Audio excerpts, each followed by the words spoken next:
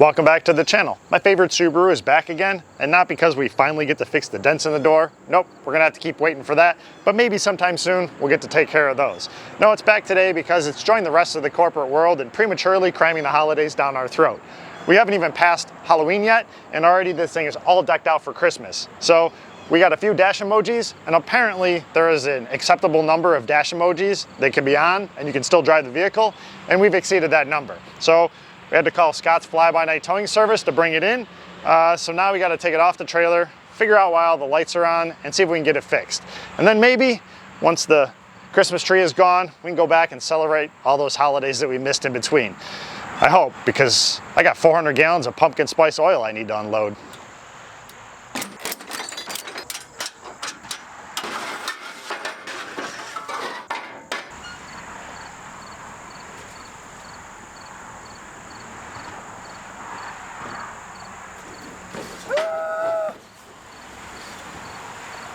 So if you're wondering just how many dash emojis is too many, well, apparently this is it. We have a flashing automatic transmission oil temp light. Must be important because it's flashing. We got a check engine light.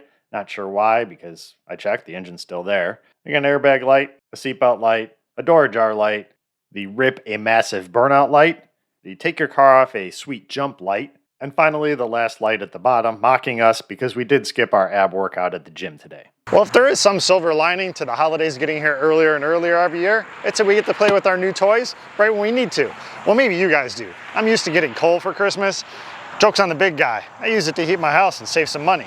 But Top Don sent us a new scanner. It's just came out not too long ago. It's their Phoenix Nano. So we're gonna go ahead and check it out. I think they sent it to us, at least they sent us a box.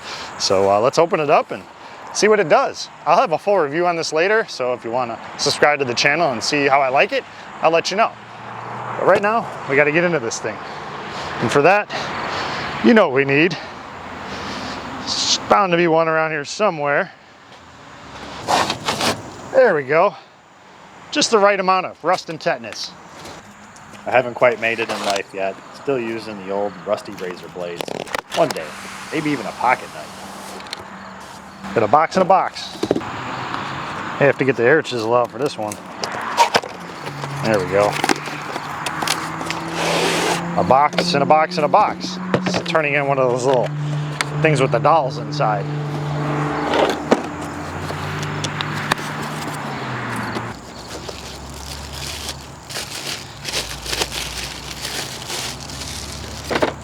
Ooh. Step 2. Oh, I don't read directions.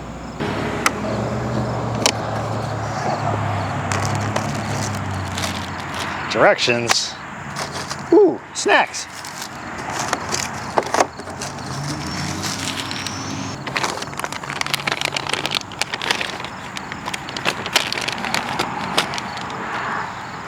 All right, I think we're probably gonna have to go hook it up to the computer, get it all updated, registered, then we can play with our new toy. So let's just go do all that and we'll come back when it's ready to use. Our scanner is all set up and ready to go. Took about a half an hour for all the uploads and to register it, so now we can start scanning our car. We'll start with the engine just to see what the check engine light was on for, and it's basically telling us to head over to the transmission because we got an issue there. We'll do a quick Google search on the code just to make sure that is what I think it is. And it is. It says we got a code in our transmission, so let's head over there and get a little more specific. So we backed out of our engine. Let's go see what codes we have in our transmission.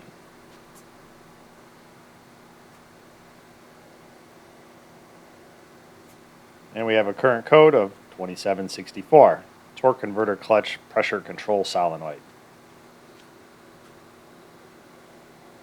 Do code search, see what it says.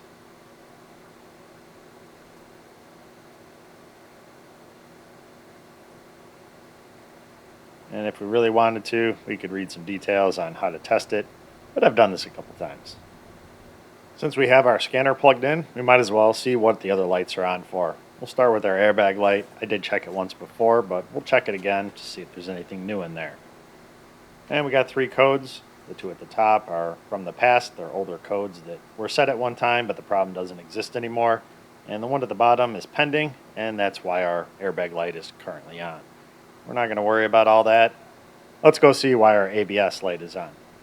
Chances are All these lights are caused from one single problem with the exception of the airbag light. And if we do a little Google search here with our code search button, we'll find out that is exactly the case. So let's take care of our one problem that we know we have. So before we just go changing parts, we want to test our torque converter clutch solenoid and make sure that it really is bad. Now, I've done quite a few of these, so I kind of have the flow chart memorized. If you haven't done that many and needed a flow chart, check out eManual online. Link is in the description. There's also a discount code down there, and you can pick one up and have the factory manual with the factory flow chart and walk your way through it. We're doing it the fast way. We might have to go back, worst case scenario, but I'm pretty confident we're going to find out we got a bad solenoid. Normally, we would climb underneath the car and drop the pan and get to the valve body, but we're working on a Subaru. Things are a little backwards. The valve body's up on the top, so we got to pull this air intake tube out of here. Just a couple of hose clamps and one little push pin and one little hose that I forgot about at the bottom. Move that hose clamp before we end up losing it in Narnia, and we'll pull the spring clamp off. Yay, and get this little breather out of here. We're doing our best not to break anything, but we are working with brittle plastic and old rubber hoses. So we're slowly going to work that hose off of there and see if we can save everything. Once that's out of the way, we can get right to our transmission harness, which is up on top of the trans here. Somebody's been here before. That connector should be clipped into the bracket on top of the trans, just like our brown one was. We're going to disconnect them both. The gray one is the one we're looking to test. But if we disconnect them both, we can get this stuff out of the way and give ourselves a little bit more room. Our ohm meter. See if I can set it up where you guys can see it, and I can see it. Clip one side on the little ground wire, because it does ground to the case. Make sure we got the right pin. And we're looking for about 12 ohms. And we do not have it. I believe the spec is 12 to 13 and a half, something like that. And there's a good one there. There's a couple different solenoids in there. But we got one bad one, and it's the one we're looking for. So we know we're going to have to tear it apart. While I have diagnosed quite a few of these, I've never actually fixed one before. And there's actually a couple reasons for that. First one is, I don't like to go inside automatic transmissions any more than pulling a pan and maybe changing a valve body or a filter or a solenoid or something like that, which is really all this job is. So we're going to go ahead and try it. The other reason I never did one before is changing that valve body is actually very expensive on this car. And all my customers that I've diagnosed it for have decided that they don't want to put the money into the car. So they either traded it in as is, or they junked it, or whatever they were going to do with it. I never got to fix it. So this customer is willing to take a gamble, and we're going to try an eBay special. They're a lot cheaper, they're rebuilt, but it does come with a lifetime warranty. So if there is something wrong with it, I'm only out the labor. They're willing to take the gamble, and so am I, just to let you guys know if eBay is a viable option to save you guys some bucks. Or if you're going to get burned, well, then you learn my lesson. You don't have to. So I'm going to order that, as well as the gaskets and some fluid, so that we can change that all out. And we do have to test the wiring harness when we get it apart, because there is a slim chance that it is not the valve body and it is the wiring harness. But since there is some resistance there and it's not a total short, I would say it's probably most likely going to be our valve body. But we'll check it once we get that cover off, just to make sure that we're not changing parts we don't have to. So see you in a second when we get our valve body. Okay, before the internet experts come at me in the comments, we're going to go ahead and test our wiring harness. We need to get everything apart in order to do that. So we're going to pull this bracket off for our AC line. There's not a whole lot of movement, but there is a little bit. So we'll give ourselves a little room. Pull out the ground wire. There's one bolt on the firewall for our dog bone.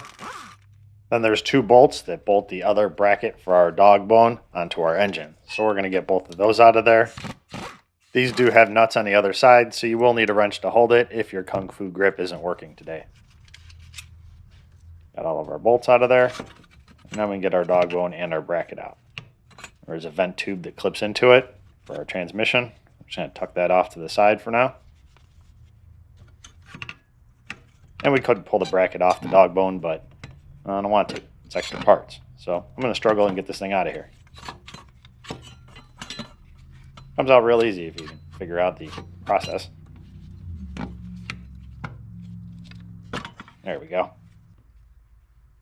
Subaru is worried that their transmission might get a little cold in the winter, so they put a blanket over it. So we're going to take that out. There's two bolts, one on the side and one on the top. This one on the side is a little easier to get to with just a ratcheting wrench. Break it loose and it spins out by hand. And we can pull this little blanket out of here. It's formed to the top of the transmission. Now we're going to go ahead and blow all the dirt and debris off the top of this, because we are going to have to pull this cover off, and on the off chance it actually comes off, we don't want all that stuff getting down inside our transmission.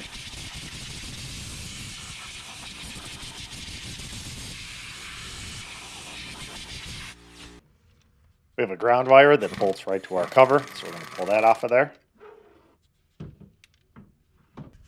And we'll just tuck this harness off to the side.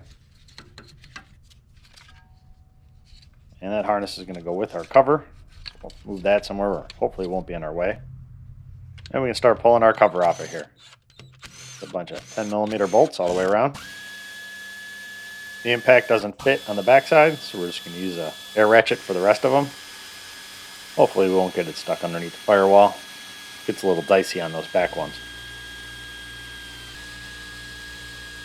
We have all the bolts off around the outside of the cover, but there is one in this little bracket and I wasn't sure if that had to come off or not, so I just removed it to be safe. We're going to spray a little penetrating oil in the dowel pins. There's actually 2 alignment pins, 1 on each side. We're probably going to need to free those up. This would be the part where we would just pry it off, but I know that's not going to happen. So we're going to take a punch and we're going to tap on those dowel pins a little bit, see if we can free them up.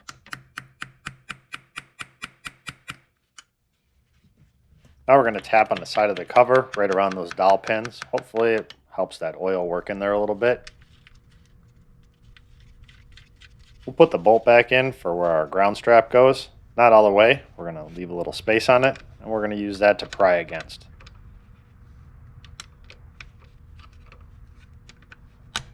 We're going to give it a little wiggle and see just how bad our struggle is going to be today. And it's not giving up at all, so it's going to be a little bit of a fight. We're going to go ahead and put a bolt back in our cover.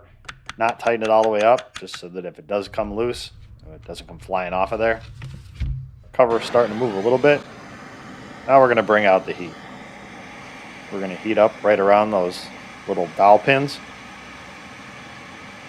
I don't care if the dowel pin stays in the transmission or in the cover. As long as it comes apart, that's all I'm going for. We'll figure it out later. It actually belongs in the transmission, but sometimes they do stay in the cover. And there's a hole in the backside, so you can just punch them straight out. It's pretty easy. So with a little bit of heat, our cover's starting to move. I don't want to just pry it up because we will break the tab on the other side, at least the ear of it. So back to the other side, a little more tapping on that ear, trying to loosen up that pin. Now we're going to pry up on the cover a little bit. We're going to stick a stubby screwdriver in there. We don't want to just jam that screwdriver in there. We want to pry up on it and gently slide it in there. We're trying to hold a little tension on there. We don't want to mar that finish. So now there's a little tension with that screwdriver in there, and I got it kind of wedged up against the starter, so it should stay in there. Now we're going to hit it with everything in our arsenal. We're tapping on it, we got the heat on it, and we got some tension on it. Give it a little pry. I win. No broken parts. We can pull out our little safety screws, the one that we put in there so we didn't launch this thing across the shop when it finally broke free. Pull out our little stubby screwdriver, and our cover is free. Well, it's kind of free. It's at least free from the dowel pins. We still have a wiring harness that's connected inside there, and our gasket is stuck to partially to the back of the cover and partially to the transmission itself. So we got to kind of peel it off of there. And move it around just so we can see those electrical connectors. And I can see them, but you can't, so. Now you can. Want to squeeze that tab and pull that connector out. This harness goes through that cover, the gray connector on the outside that we tested before, and the connector we just unplugged at the top of the valve body. Now, we're going to check and make sure it's not shorted to ground or partially shorted to ground, and if it's not, we know that the short is in the solenoid itself, and we need to replace it. So we have our new valve body and our new gaskets. There's two O-rings that go underneath the valve body, and then the cover gasket. There's also another gasket for that wiring harness, but it wasn't leaking. I didn't need to take it out, so I'm just gonna leave it alone. So we'll try this out and see how it works. Let's get the old one out of there. As you may have guessed, there was no short in that wiring harness that goes through the cover, so it's definitely in our valve body itself, the bad solenoid. So when we get it on the floor, we'll test it just to be sure, but it's really all it can be. So we're going to unbolt it. There's quite a few bolts on the top of this, only certain ones have to come out. And rather than guessing which ones are which, I just looked at the new valve body and took out the ones that were missing. There's two different color ones, some silver ones at the end and some black ones down the center. I'll loosen them all up and leave them all in there.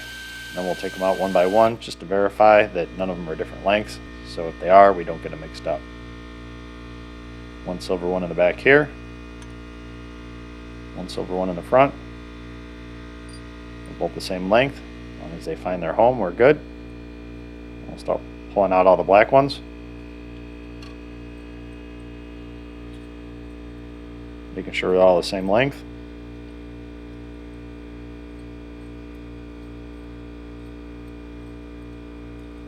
And they are, so we don't have to remember where they go. Now we can pull our valve body out. And dump in the drain pan before it makes a big mess. There's our O-rings that sit underneath the valve body. They sit in some grooves so they don't get knocked out of there, as long as you're a little careful. There's a couple of seams on either side, and we have to put some RTV silicone on there. We're going to clean off what the factory put on there. We just have a razor blade, and we're just gently scraping it off of there, and then wipe off the rest of it with a rag. Now we can change our O-rings. Just pop the old ones out, set the new ones in there, and push them down into their grooves. And we're going to dry off our seam. Now we're ready to slip our new valve body in there. Just got to make sure we don't knock those O-rings out of there. So we just kind of want to set it straight down. And if we do need to move it, we want to lift it up and then set it straight down again. We don't want to slide it. We need to reposition it. Just lifted it up, rotated it, and we'll start all of our bolts.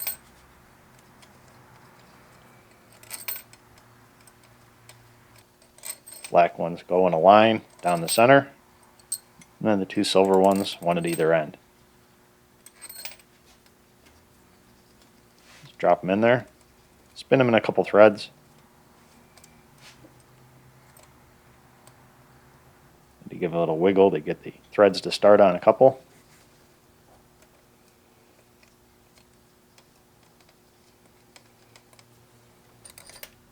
Then our front silver one. And our rear. Now we can go ahead and snug it all up.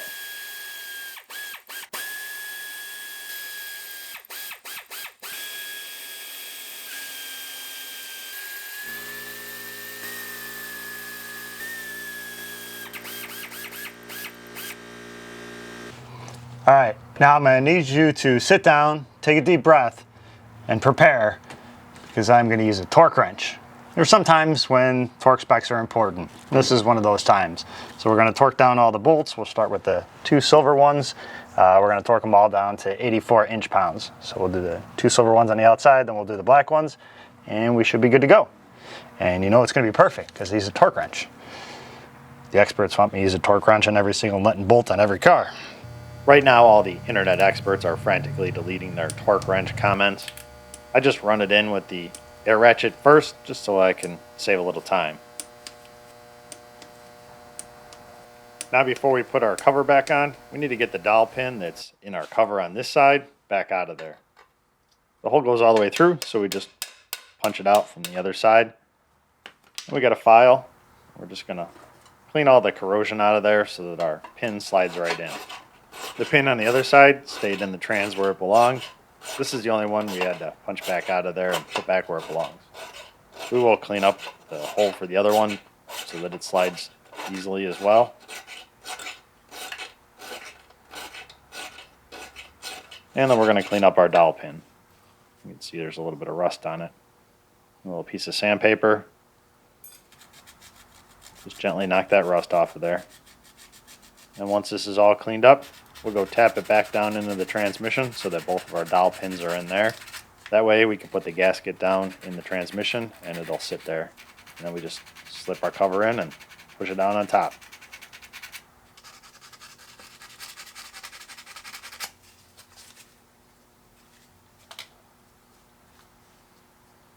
Make sure it fits in there.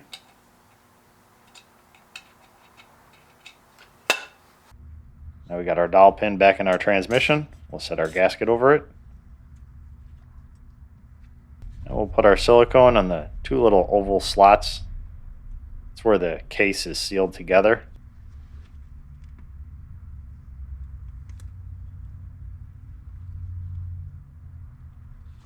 Put a little more on the other side. You do want to make sure that the case and the cover are nice and clean before you put that on there. And we're ready to slide our cover back in. We can figure out how it goes. And make sure we plug our solenoid pack back in. It would really suck to put the whole thing back together and forget that.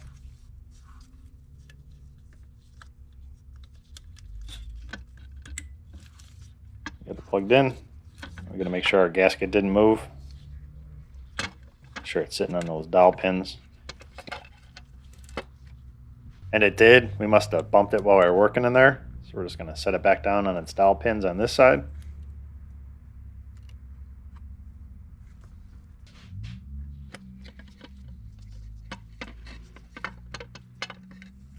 And we'll set the cover right down on top of it. Make sure we're good on the other side as well. And it slides right in. I'm going to start putting all of our bolts back in. Going to put them in finger tight, a couple threads, just to make sure they're running in there straight before we go ahead and hit them with any air tools or electric tools. Got them all started. We can run them in with our little air ratchet.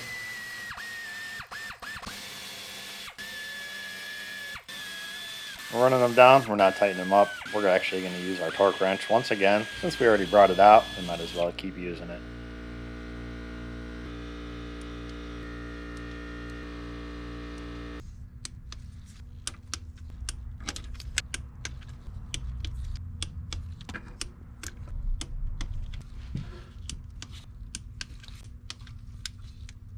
We'll put our little bracket in for our wiring harnesses. We didn't need to take that off, but better to take it off than find out we needed to later after we broke it.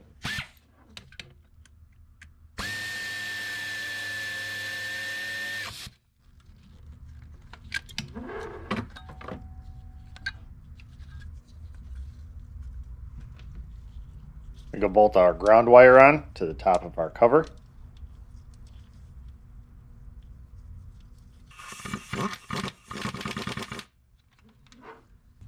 Then we'll clip our wiring harnesses back in our little bracket. Well, at least the one that wasn't broken. Now, most people would go ahead and throw that blanket on top of the trans because it's much easier to put that in before the dog bone. However, I'm not most people. I like to struggle. So we're going to go ahead and put the dog bone in first. Get the bracket lined up on the back of the engine and slide our bolts through. One of those does have a ground wire on the other side. So we'll make sure that that's on there. And we'll put our nuts on the back side.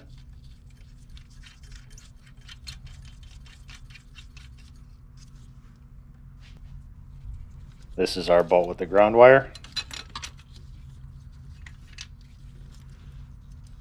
Put that on the back side of that.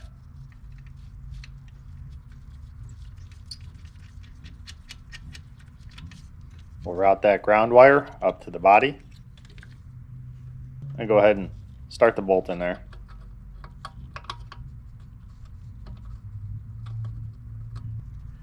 Now we can put the bolt in the back of our dog bone, mounted to the firewall.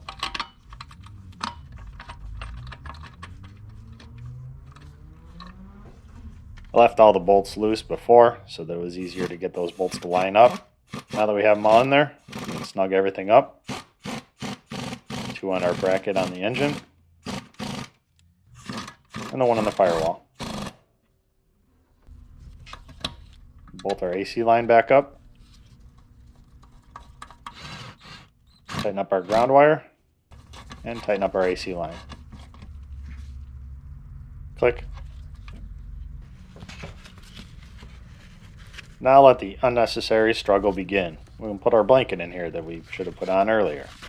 We can still get it in there, so not a big deal. Tuck it over the wiring harness, slip it down over the side of the trans.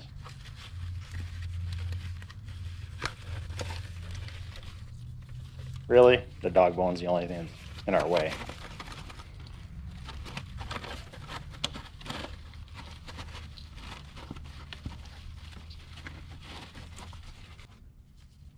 Once we got our blankie back in there, we go ahead and start the bolts. Go ahead and snug up the top one.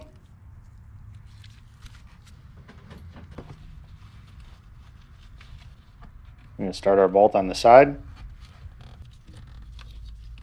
and snug that one up. Okay, now that we got it all back together, check it and make sure it works, so we know when the check engine light comes on that it wasn't this. 13, about what we're looking for, better than the 3 we had. So we'll go ahead and plug it all back in.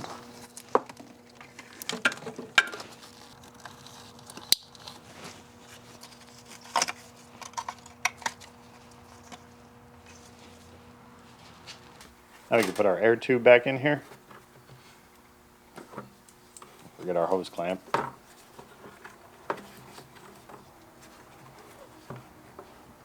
Slip it on the throttle body. If you actually read the instructions on how to do this, it says you have to pull the throttle body off. I don't know why. I didn't. It wasn't in the way at all. Tighten up our clamps and our push pin and put our hose back on there. And slide our spring clamp up.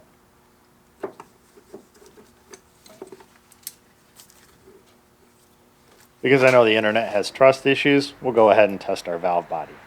One connector goes to the valve body itself. It's grounded through the valve body. On the other side goes to our solenoid. It's 5.8, 5.9. It might be a little warmer. That's why the resistance was different. Check one of the other ones just to make sure. But yep, we got our 13 ohms like we should. So we definitely had a bad solenoid. Now we can go ahead and see if the computer is happy. We'll check our transmission codes and see if they disappear. We haven't done anything other than our repair. And it's not a current code anymore, it's in the past. So we can go ahead and back out of here. We'll clear everything out. And we'll go take it for a ride.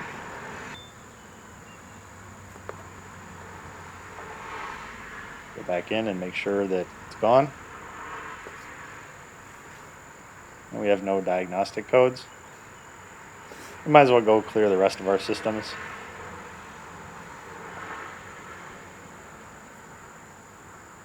Our engine should have that code 700.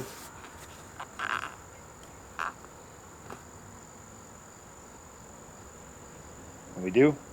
It's also in the past. So it looks like our repair was good. We'll go ahead and clear that out. So next time we'll have fresh codes in there.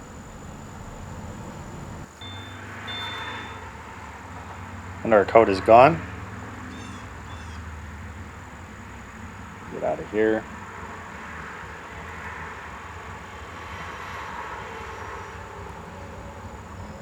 And I'm just looking around to see what kind of things I can do if I need to test things later on. A little bit of exploring with the new toy.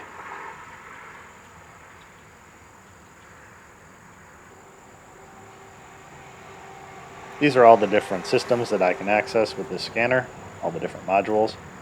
Let's go check our airbag, make sure we still only have our one code. We got 3, but the other ones were in the past, so we don't have to worry about those. Just our one pending one that's turning on our light. Now we're not fixing anything, but we're going to go ahead and clear this off on the off chance that I have given this job later on. I can check it again, and if those other codes haven't come back, I know that the problem hasn't existed anymore. Our code 1650 is actually for the occupant sensor system, and it's kind of like that 700 code that was in the engine control module that told you about the transmission. This one tells you about the more specific. So if we want to give a more specific code, we go to the occupant sensor module, and it tells us that our occupant detection sensor mat is bad. Now, I believe there is a recall on these. I'm going to have to check to be sure, but chances are Subaru is going to be paying to fix this one if it's still under warranty. And it should be, because it's a recall. We can go ahead and check our data, see what it says. Front passenger seat status, value unknown. I don't know what's supposed to be there, but unknown doesn't sound good. I'm not really going to worry about what that value should be, because if Subaru's fixing it, it's not my problem. I just got back from a short little test drive with the Subaru, and so far, so good. The only light on the dash is our airbag light, and we know what that's all about. It has nothing to do with our transmission. It shifts just fine, and I didn't have to walk home, so I think our little eBay part is going to work out for us. Was it worth the gamble? Well, the job really wasn't all that difficult, with the exception of pulling that cover off of there, and if you don't live in the Rust Belt, it would just fall right off. But we cleaned up those dowel pins, so that if we do have to do it again, it should be much easier because it's going to fall right off. Somebody's been here before. So I will have an update on this if it does break for you, changing that out, or maybe the final farewell video of this car driving off into the sunset, aka the junkyard. But I'll have to let you know after the customer's driven it for a while. So if I do make it back from the next test drive, I'm going to play with my little toy here. So far, this is the first vehicle I've used it on, so I can't tell you too much about it, but I can tell you that it already does more than the snap-on scanner that I used to use would do. That one wouldn't communicate with our occupant module. This one would. So this one's like one-fifth of the price, so it seems like a much better value so far already. But I'll let you know after I use it on some other cars what it can and can't do, and if I would recommend it. But if you don't want to hear what I have to say and you want to pick your own up, it's a top-down Phoenix Nano. Link is in the description. You can go ahead and pick your own up and make your own review. Tell me how you like it. Or you can just wait and I'll tell you how I like it. So I will see you guys in the next video. Maybe an update on this, or our favorite sellers, or something I'm actually building, or anything but the shop that I definitely don't have.